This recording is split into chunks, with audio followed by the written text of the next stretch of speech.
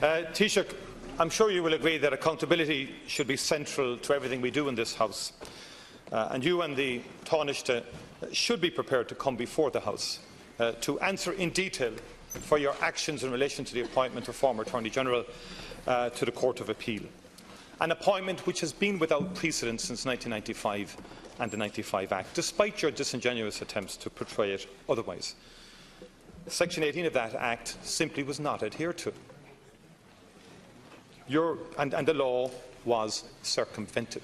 No question about that. Now, you indicated yesterday, a week on from the controversy, that the night before you were aware of the possibility of an appointment being made on the basis that everyone knew there was a vacancy. Everybody knew there was a vacancy since March of last year.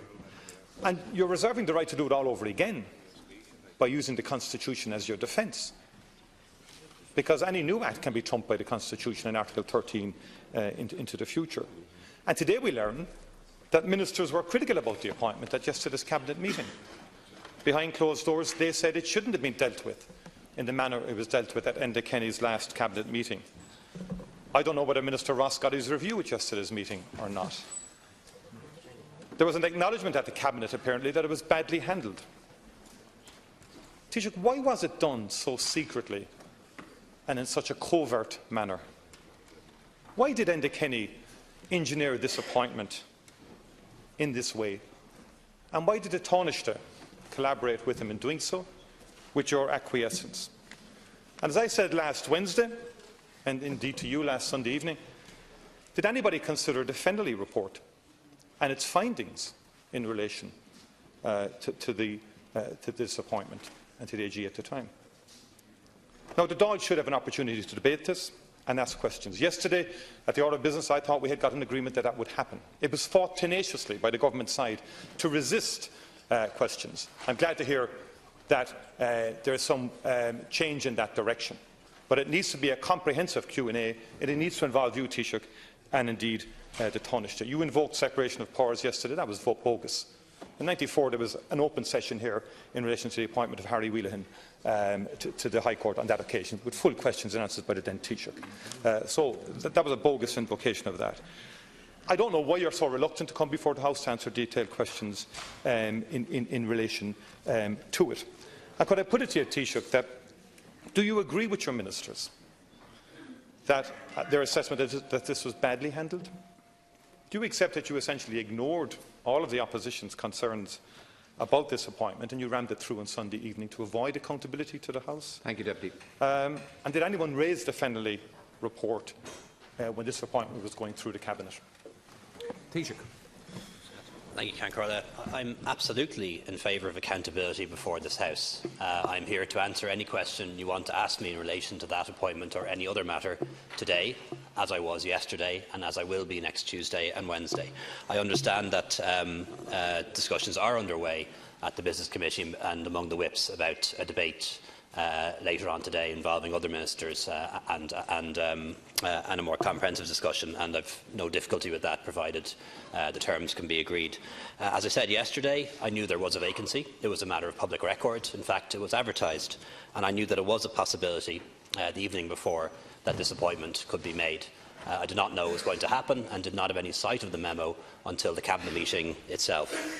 But ultimately, what happened here is a suitable person was appointed by a lawful process. And no matter how much you try to make this into an issue different to that, what happened here is a suitable person who was appropriately qualified was appointed to a vacancy lawfully using a correct process. Hear, hear. What concerns me, though, Deputy, is that yesterday you cast aspersions on the suitability and qualifications of Mary Whelan, who is now a judge of the Court of Appeal. And I want you to be mindful of the separation of powers that does exist between Parliament and the judiciary. And I also want you to be mindful of the allegation that you made against my government in undermining the judiciary. And I want to give you an opportunity here in this House today to correct and clarify the remarks that you made about the suitability and qualifications of Justice Whelan. Take the opportunity to withdraw it. And you fought tenaciously against accountability yesterday and did not facilitate a questions and answers session yesterday in the House. And I would put it to you, Taoiseach, that yesterday in the House you said this is the first you've learned about questions about the suitability. It wasn't the first you'd learned about it, because I told you last Sunday evening in a phone call with you. And I made it clear about the Fennelly Commission and concerns I had about it. And I made it clear to you, as I did last week in the House. I referenced Fennelly in my speech. Now, I don't like, and I said to you on Sunday night, I don't want to be getting involved in personal issues. But you can't separate suitability from an appointment. And the point is, I didn't invite this yesterday, you did. It's you brought in the personalities, and you named names. None of those people that you named had any negative tribunal findings hanging over them. And the bottom line is, time is up. The AG at Fennelly had to apologise for having given a contrary impression in her evidence to the Commission, and regrets that her at times trenchant language had undoubtedly left the Commission with what she calls an erroneous impression that she'd used such language at the meetings, and in particular that she'd used language alluding to criminal activity at the meeting with the Taoiseach and Mr Fraser on the 23rd of March 2014. If you read Fennelly, and this has not been personal at all, and I have no axe to grind with the individual. All right, thank you, Deputy. None. But I'm making the point that they're sorry. With the greatest respect, please.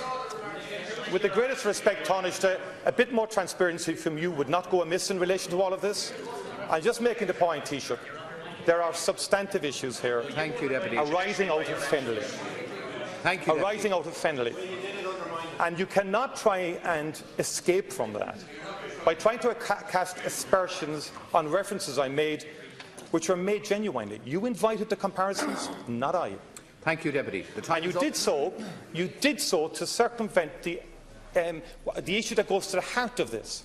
You tried to create the impression that there were precedents with these individuals, and there weren't. There was no precedent with those individuals. Deputy, it was disingenuous, and that's what you were at, and you shouldn't have done it.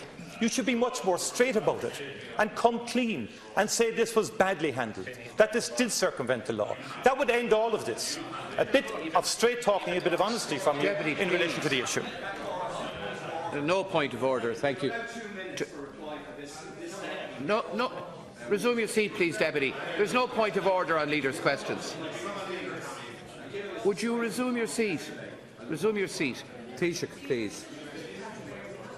Deputy, you had 2 hours of your own time to discuss this if you had wanted to, and you chose not to. I understand there are now discussions underway involving the whips about us using our time to allow you to discuss this matter further, including a question and answer session, and I'm sure we can come to agreement on that. As I say, it is always the case that I'm here in the Dáil twice a week, and you can answer any question you like of me, and I'll do my very best to answer it. What you said earlier is correct. You did say to me in your phone call to me on Sunday night that you were questioning the qualifications and capabilities and competence of Mara Whelan. You also said you wouldn't go there publicly. Yes. But you did go there publicly. You did go there publicly. And doing so, in my view, Deputy Martin, was a mistake.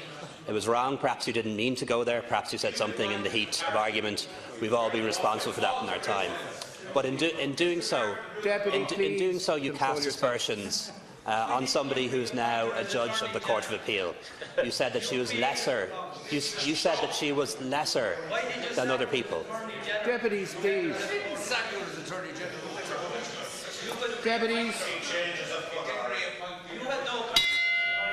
Deputies, please behave with a little bit of decorum. The Taoiseach has been asked a question.